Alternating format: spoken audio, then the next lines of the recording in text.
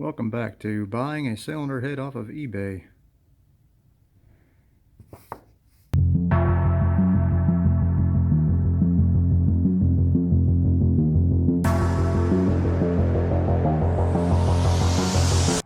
Alright guys, well, good news is you haven't missed really anything. Took about a little 2-month hiatus, had a lot going on. Back in end of November I bought the quick jacks I've been talking about on sale, Black Friday deal, so you can tell how long ago that was. Then my truck needed tires and life kind of got in the way. Not a big deal. I just put this project on the back burner, but I'm finally getting back to it. I did buy this cylinder head back in December. It's just been sitting in a box for a month and a half. Did a quick glance at it, put it back in the box. Now that I'm really starting to tear into it, I'm finding a lot of not so good things. But I'll jump right to the point of it. Everything I have, it's fine. There's a lot of extra little things I need to go back through and do. I need to completely dismantle it, clean stuff, lap the valves, put it back together. Somebody went crazy with the paint, and it's a resurfaced cylinder head. But other than that, there's little odds and ends I'm not too happy with. Like you saw the rust on the plunger board for the lifter. Not that big of a deal. The lifter bore is fine. I don't think. I think this was just a parts head somebody put together with extra stuff they had laying around. I've got a whole spare cylinder head worth of parts I can reuse. So I'm not worried about it at all. But it's one of those things where, advertised as, all ready to install. No, it's never is. But as you can see, got a nice shiny new fly cut cylinder head. You can tell this thing ate a valve or two. I have the intake and exhaust out just for my inspection. I got to clean out all the ports. The ports have not been punched out and cleaned. The valves have definitely not been lapped. Well, you can see number one has some FOD, no big deal. You want to take down these jagged edges.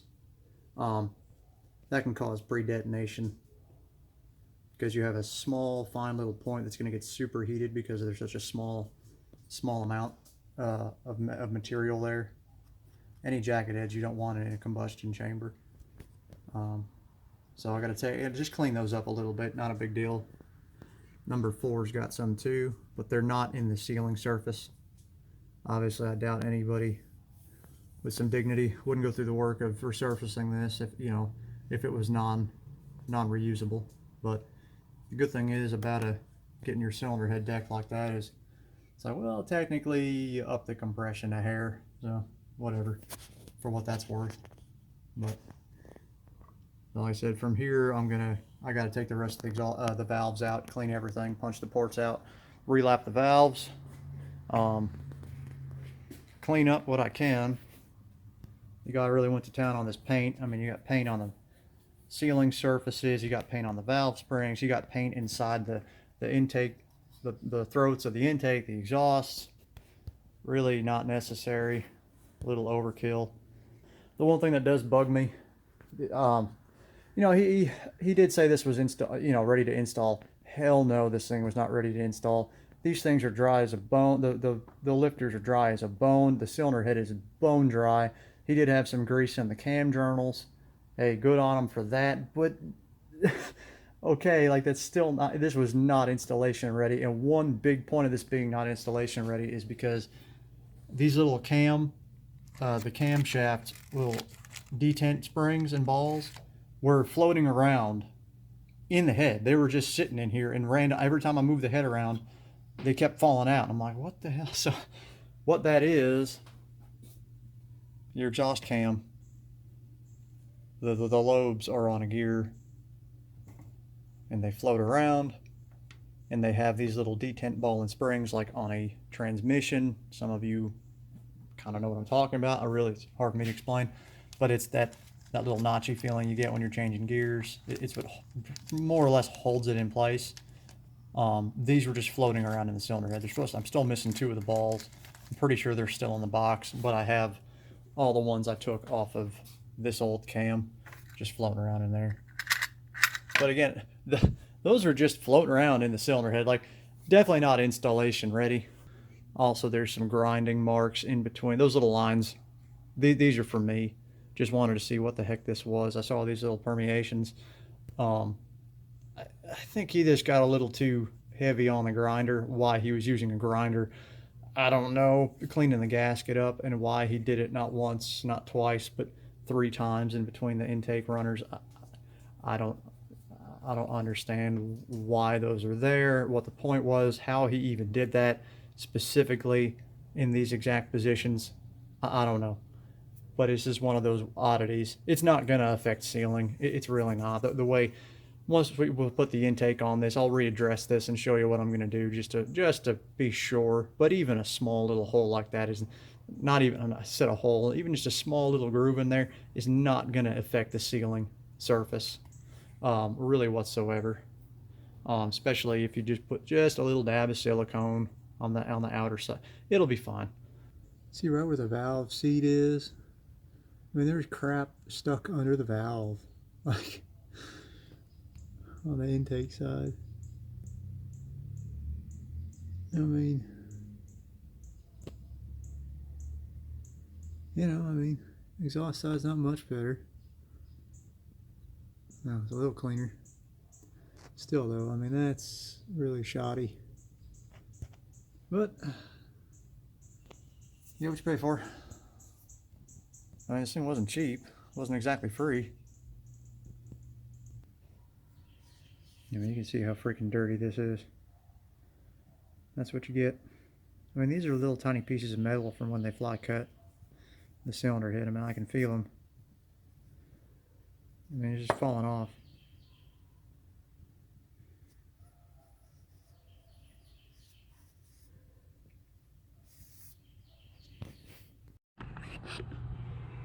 Basically, guys, what we're doing here is dismantling. We're pulling the valves out of the cylinder head. Really super easy. It's more tricky to put them back in. We'll get to that. I'm using this tool. Lyle makes them. I've used these things for years. Some people don't like them. I don't associate with those types of people. Basically, you have your valve. It's coming up through the cylinder head, through your valve guide. Shoots up through the casting. You have your spring, your top hat. You see these little grooves cut in here? Maybe.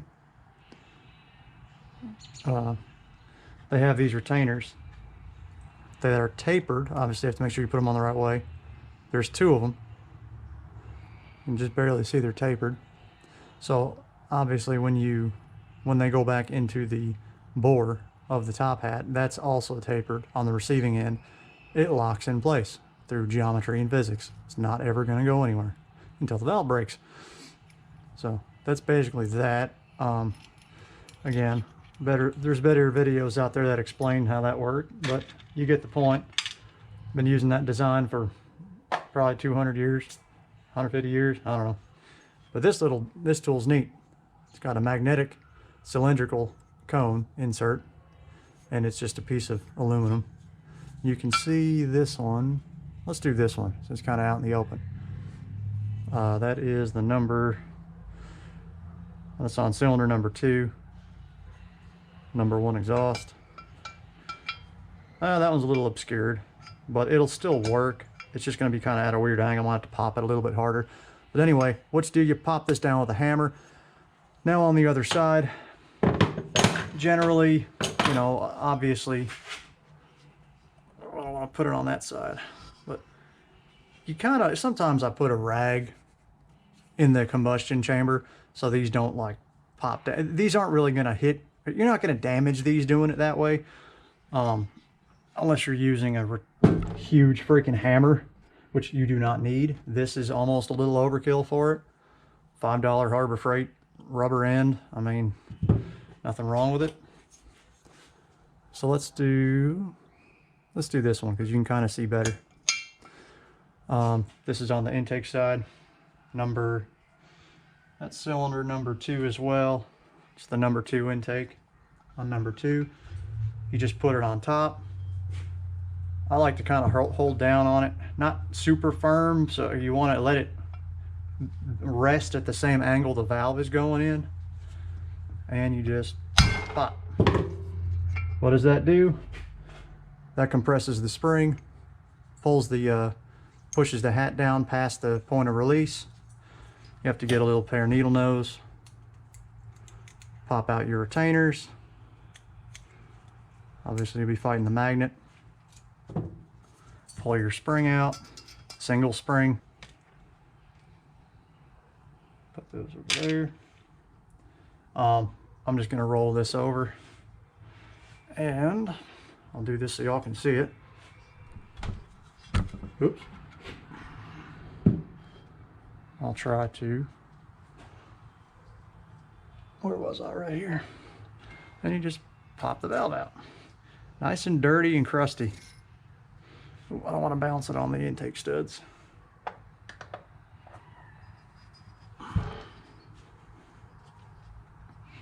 Oh, no, I'm backwards.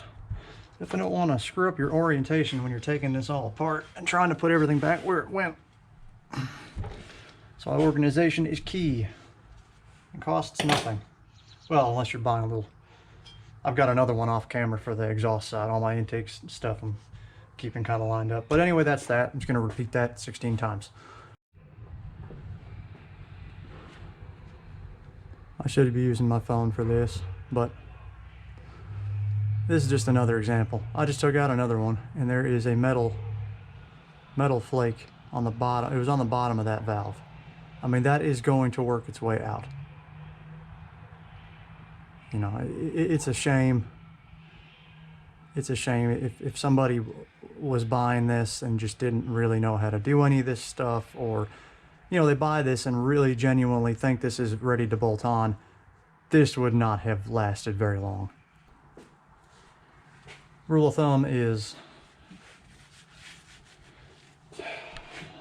I guess, I don't really know, guys. Just, if it doesn't look right, what do you think? Nice and crusty. That's what I was kind of worried about. I don't want to say this was a good deal. It wasn't a bad deal. The problem is, 1, 2, 3. Okay. Problem is that was really the only deal on eBay. I had been looking on and off for months. I mean, since I tore this down and figured out what was wrong with it.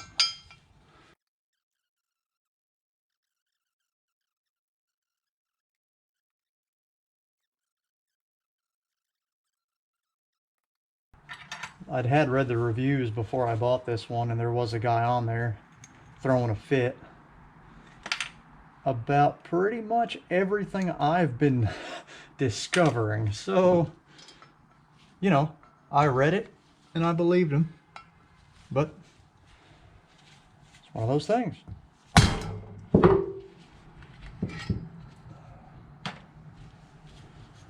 Figured, worst case scenario, I'm going to have to do all of this, but one, that gives me peace of mind, it's done right. But two, well, I guess the counterpoint to that is it's all this extra work. But therein lies the peace of mind you get when you double and triple check everything. Especially when, you know, I didn't necessarily pay. If you look at it like this, I would have, I'll go out of order here. If you look at it subjectively, like I'm buying the cylinder head for what it is, not what was done to it. You know, I didn't send this out.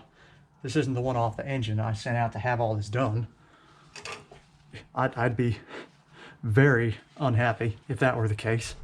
Of course, I wouldn't be sending an assembled cylinder head out to be machined anyway. People don't, you don't generally do that unless you want to pay a machine shop to do it. Sometimes they prefer that. Most of the time they don't want to mess with it. As you can see, guys, I've got the cylinder head tore down. See how dirty everything is. These are pretty easy to clean out. Oh, shit. You can see how much crud. Hold on. You see how much crud is just in there. And you go through all this work. Nice if they just, you know, punched it out. Just pick up a couple of these. Different, various sizes.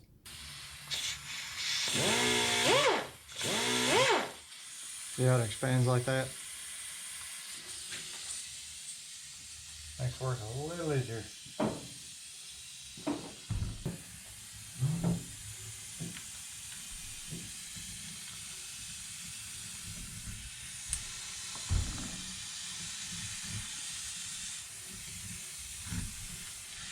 I mean, as you can see, that's the intake side, what we're dealing with. This is just punched out with the wire end brush. And then this is a little bit more cleaned up.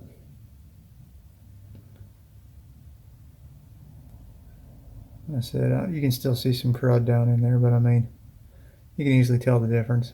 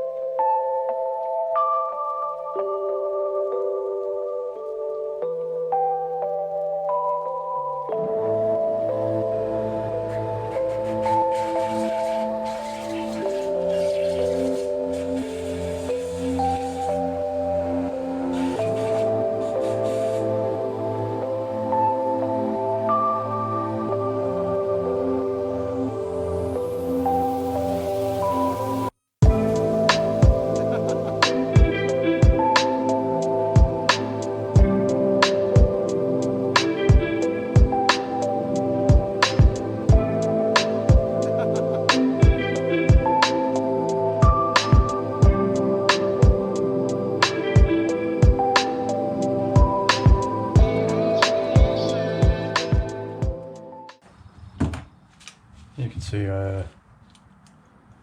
got the smaller one out. I like to kind of use different tools.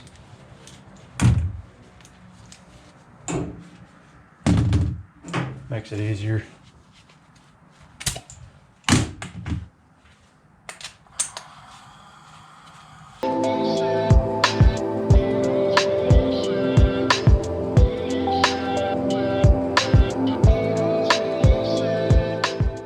I don't like going down into the throat through the valve side, only because when this thing spins around, if you pull out too far, I mean, these are made of steel. I mean, you really don't want to risk scoring the ever-loving shit out of your valve seat where it meets the valve, which we'll get into that here when I start lapping these. That's why I don't really like going in that way, because there's too much of a risk. But if you do, obviously you can see what I'm doing here.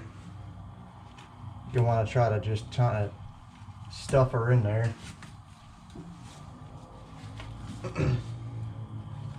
and kind of rotate it in the direction the tool is going, and let it pull itself down into that port best you can. Actually, I haven't punched these out this way yet, but I'll just knock this one out real quick so you can see. And you know, obviously you're going to have to find the sweet spot where it lets it go enough to spin the tool.